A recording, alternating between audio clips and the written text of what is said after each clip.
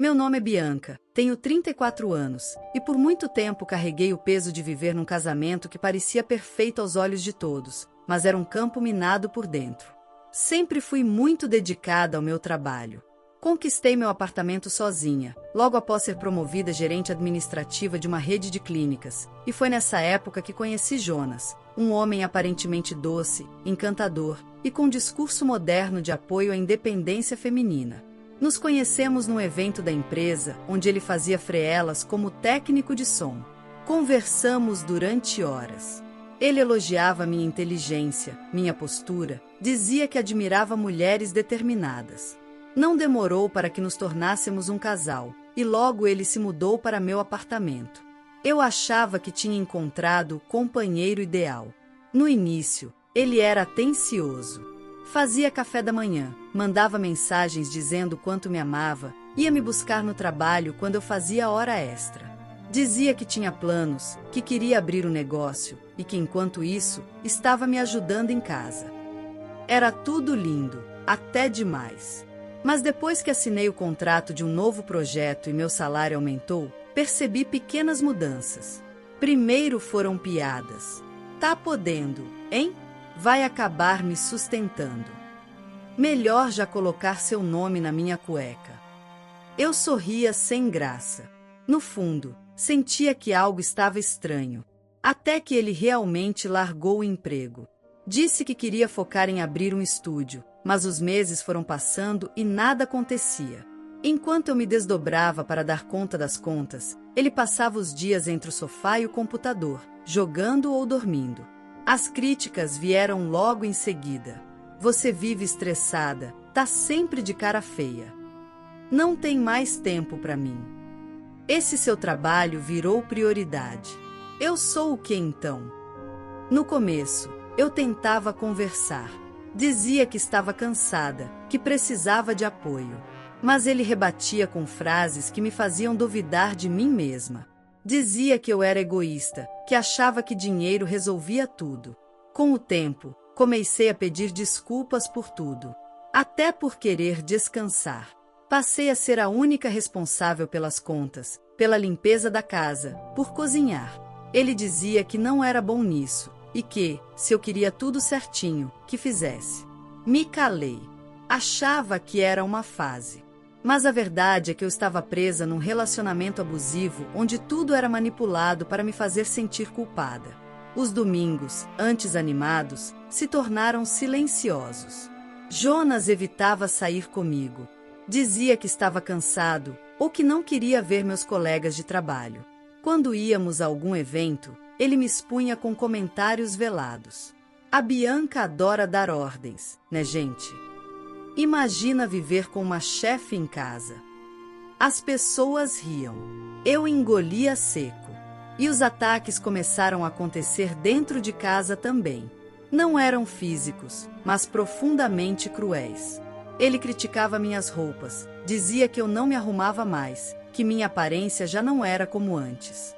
Uma vez, cheguei do trabalho usando um vestido que havia ganhado de aniversário e ele falou: "Nem com isso você consegue disfarçar a cara de cansaço." Comecei a adoecer. Tive queda de cabelo, gastrite, insônia. Meus amigos diziam que eu estava diferente, mas eu dizia que era só trabalho. Mentia, porque eu sentia vergonha de admitir que me anulei. Havia dias em que eu chorava no banho para não fazer barulho. Tentava lembrar da mulher confiante que eu era, e não conseguia. Me afastei da minha irmã, das amigas, da academia.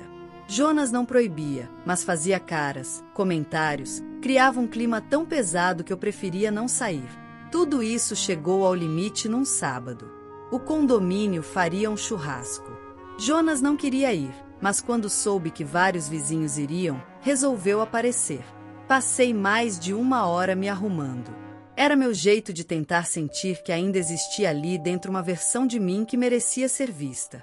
Ao me ver pronta, ele disse: "Nem precisa se empolgar tanto. Ninguém vai reparar em você mesmo." Travei, mas fui. Por dentro, doía, mas eu estava decidida a não ceder. No churrasco, tentei socializar. Conversava com algumas vizinhas, quando percebia Jonas me observando de longe com um olhar pesado. Ele se aproximava sempre que eu me soltava, me abraçava de um jeito estranho, como se estivesse marcando o território. Voltamos para casa no fim da tarde. Eu achava que o pior tinha passado. Mas, assim que saímos do elevador, na frente do nosso andar, onde vários vizinhos ainda conversavam, ele começou a gritar: "Você não faz nada. Só vive querendo aparecer. Se acha demais porque paga as contas. Você é um fracasso de mulher." Fiquei paralisada. Algumas pessoas pararam o que estavam fazendo. Outras fingiram não ouvir. Mas a humilhação me atravessou como uma faca. Ele apontou para a porta e gritou: "Sai da minha casa. Agora. Pega tuas coisas e vaza." Nesse momento, alguma coisa dentro de mim estalou. Olhei em volta, vi os rostos chocados, e pela primeira vez em muito tempo, me ouvi dizendo: "O aluguel é no meu nome, Jonas. Se alguém vai sair daqui, é você." Um silêncio constrangedor tomou o corredor. Jonas me olhou como se eu tivesse o ferido com uma arma. Mas eu estava firme e determinada. Entrei no apartamento e tranquei a porta. Naquela noite, pela primeira vez em anos, dormi sentindo que havia feito algo por mim. E aquilo, eu sabia, era só o começo da virada. Depois daquela noite em que Jonas tentou me expulsar de casa na frente dos vizinhos, algo dentro de mim quebrou, ou melhor, se libertou. Durante anos, eu calei, engoli humilhações, suportei piadas veladas, gritos atrás das portas e olhares de desdém em público. Mas ver meu próprio marido me tratar como lixo, diante de olhos desconhecidos e sem o menor remorso, foi como abrir uma ferida que já não dava mais para ignorar. Passei a madrugada acordada no sofá. O som do portão batendo ecoava na minha mente. Eu tremia, mas pela primeira vez em muito tempo, não era de medo. Era a adrenalina, raiva, determinação. Eu sabia que dali em diante, não teria mais volta. Jonas podia até achar que tudo voltaria ao normal no dia seguinte, como acontecia em outras brigas. Mas não dessa vez. E de fato, logo pela manhã, ele apareceu na porta, com aquele rosto de bom moço que tantos acreditavam. Trazia flores, dizia que estava bêbado, que não sabia o que dizia, que eu era a mulher da vida dele, que aquilo foi só um momento de raiva.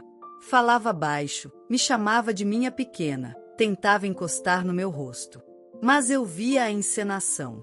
Eu o conhecia bem demais para cair novamente. "Você precisa sair. E não volta mais", eu disse, firme. E fechei a porta.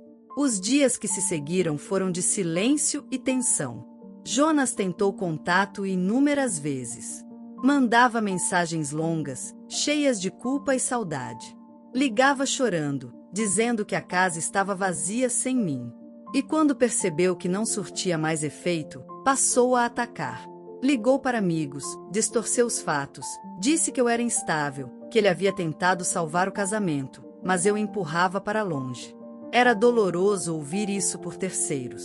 Algumas pessoas se afastaram. Outras vinham me contar os boatos com pena no olhar. Mas eu já não me deixava abater. Pela primeira vez, não sentia mais culpa por me afastar do Jonas. Sentia, sim, alívio. Foi nesse período que retomei o que há muito havia abandonado. Voltei à terapia, entrei para um grupo de apoio para mulheres em relacionamentos abusivos e, principalmente, me reconectei comigo mesma. Comecei a caminhar todas as manhãs, reformei um cômodo da casa que havia se tornado depósito e o transformei num pequeno escritório. Na parede, colei um papel com uma frase que se tornou meu mantra: "Quem tentou te apagar não sabia que você era fogo." Um dia, em meio a uma conversa com minha irmã Clara, que se reaproximou de mim nesse processo, desabafei sobre o quanto eu havia deixado sonhos engavetados por anos por medo de Jonas me chamar de incompetente. E ela, sem titubear, respondeu: "Então agora é a hora de tirar esses sonhos da gaveta." Foi como um estalo. Passei a madrugar estudando. Peguei minhas anotações antigas, cursos salvos e me inscreve num programa gratuito de mentoria para mulheres empreendedoras. Comecei a construir minha própria consultoria de gestão administrativa para pequenos negócios.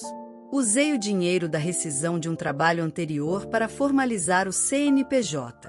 E com muita cautela e foco, consegui meu primeiro contrato, uma loja de cosméticos da periferia, cujo dono tinha sido aluno meu anos antes. Aos poucos, minha cartela de clientes foi crescendo. E eu fazia questão de manter tudo em silêncio. Não postava, não contava para conhecidos. Meu plano era crescer longe dos olhares invejosos e dos julgamentos. Eu não precisava provar nada. Só precisava viver em paz. Enquanto isso, Jonas seguia firme no papel de vítima. Espalhava que eu estava perdida, sem chão, que tinha se arrependido. Um dia, a vizinha do 302 me parou no elevador e disse: "Fico tão triste com sua situação, Bianca. Seu ex falou que você está sobrevivendo com a ajuda da família." Eu apenas sorri. A dor que isso causava era cada vez menor. A verdade é que, no fundo, eu sabia que ele estava perdendo o controle, e isso o deixava desesperado. Alguns vizinhos ainda tentavam manter contato com ele, por pena ou por conveniência. E foi através de um deles que recebi um convite inesperado, uma confraternização no salão do prédio, organizada por Gustavo, um dos amigos de longa data do Jonas. Pensei em recusar, mas algo dentro de mim dizia que talvez aquele fosse o momento certo de me mostrar. Eu já não era mais a mulher calada de antes. E não tinha nada a esconder. No dia do evento, me arrumei com calma. Usei uma roupa discreta, mas elegante. No espelho, vi um brilho novo nos olhos. Um misto de força e serenidade. Quando cheguei ao salão, o clima era leve, muitos conversando, rindo, música ambiente. Jonas estava lá, rodeado por amigos, como sempre, fazendo piada alta e rindo alto. Fingiu não me ver no começo, mas não resistiu por muito tempo. Logo que o grupo ao redor ficou maior, ele se aproximou e, com um copo na mão, falou alto bastante para todos ouvirem. "Olha só quem apareceu! Bianca, a mulher que queria ser empresária e virou ex-dona de casa. Agora vive de favor, né? Tão poderosa e tão fracassada." A sala ficou em silêncio por um segundo. Alguns riram sem graça. Outros baixaram os olhos. Mas eu não. Respirei fundo. Não ia deixar passar. Engraçado você dizer isso, Jonas. Porque ontem mesmo fechei meu quarto contrato. Tenho minha própria empresa registrada, 2 funcionárias e clientes esperando vaga na agenda. E mais, o aluguel que você tanto ama jogar na cara dos outros continua no meu nome. Ou seja, quem tem que sair é você. A reação foi instantânea. Um burburinho se formou, olhares se cruzaram. Jonas empalideceu, tentou rir, dizer que eu estava fantasiando. Mas o estrago já estava feito. E eu só sorri, desejei boa noite e fui embora com a cabeça erguida. Naquela noite, pela primeira vez em muito tempo, dormi em paz. Aquela noite na confraternização virou assunto em todos os corredores do prédio e nas rodas de conversa dos vizinhos. Quando acordei no dia seguinte, meu celular já estava cheio de mensagens, de apoio, de surpresa, até de pessoas que nunca tinham trocado uma palavra comigo, elogiando minha postura firme diante da humilhação pública que Jonas tentou me impor. Seu Ezequiel, o senhor aposentado do 6º andar, foi um dos primeiros a me procurar pessoalmente no hall do prédio. Com um sorriso gentil e olhos brilhando de cumplicidade, ele disse: "Você lavou a alma de muita gente ontem, Bianca. Ele sempre se achou o dono do pedaço, mas você mostrou quem realmente manda aqui." Fiquei emocionada, mas também um pouco receosa. Afinal, a exposição podia trazer consequências que eu ainda não conseguia mensurar. Porém, a resposta calorosa dos vizinhos me deu uma força que eu não sentia há muito tempo. Percebi que, ao me calar durante anos, eu havia perdido não a força, mas a oportunidade de mostrar minha verdade. E, ao falar, percebi que havia libertado não só a mim mesma, mas muitas mulheres que, como eu, haviam sofrido em silêncio. Jonas, que até então exibia uma arrogância quase insuportável, mudou completamente. Ele evitava os espaços comuns do prédio e, aos poucos, sua imagem pública foi se deteriorando. Soube por rumores que ele perdeu uma promoção no trabalho, justamente por causa da má reputação que aquela noite lhe rendeu. Em vez de lutar para reconstruir sua honra, ele se afundou ainda mais na solidão. Enquanto isso, eu estava longe de recuar. A empresa que criei estava crescendo a passos largos. Depois de contratar a Lúcia, uma mulher corajosa e determinada que encontrou em mim uma segunda chance, comecei a planejar ações sociais voltadas para mulheres que, como nós, precisavam de oportunidades e esperança. Minha casa, antes-cenário de desespero e brigas, virou um ponto de encontro para palestras, mentorias e encontros de mulheres determinadas a mudar suas vidas. Essas pequenas vitórias começaram a me transformar. Percebi que, ao conquistar minha independência financeira e emocional, eu estava escrevendo uma nova história. E o melhor, eu não precisava da aprovação de Jonas para isso. Ele tentou voltar, é claro. Em um dia qualquer, apareceu na minha porta com um semblante arrependido, tentando me convencer de que queria recomeçar. Me ofereceu jantares, viagens, promessas. Mas eu, agora, estava blindada. Olhei para ele com a serenidade de quem já viu demais. Você não sente minha falta, Jonas. Sente falta do controle. E esse controle, você perdeu para sempre. Fechei a porta com firmeza e, pela primeira vez, não chorei. Não por raiva, não por tristeza, mas por alívio. Mas ele não desistiu tão fácil. Tentou um último golpe sujo, alegando direitos sobre o imóvel onde vivíamos, numa tentativa desesperada de me fazer sair. O problema é que o aluguel estava no meu nome, com contrato registrado e tudo certinho. Levei o caso ao meu advogado, que logo descartou as ameaças de Jonas com um sorriso de desdém. Ele está apenas testando seus limites, Bianca. Mas a lei está do seu lado. Não deixe que ele te desgaste. E foi exatamente isso que aconteceu. Jonas, cansado de perder batalhas, mudou-se de madrugada, sem avisar ninguém, levando apenas o que coube em 2 malas. A vizinha do térreo, sempre atenta, contou que ele saiu murmurando palavras sem sentido, como um homem derrotado. Minha vida, porém, seguia crescendo. Fui convidada para participar de um podcast local, onde contei minha história sem me vitimizar. Falei das dificuldades, do medo, mas também da força que descobri dentro de mim. Aquela entrevista viralizou nas redes sociais, e minha empresa ganhou ainda mais visibilidade. Passei a ser convidada para palestras, mentorias e eventos, onde ajudava outras mulheres a enxergarem o poder que carregavam. Transformei a dor em combustível, o silêncio em voz, o medo em coragem. Minha casa, que antes me aprisionava, hoje era o símbolo da minha liberdade. Na sala, uma pequena escultura de uma mulher em pé, firme e confiante, me lembrava diariamente da minha jornada.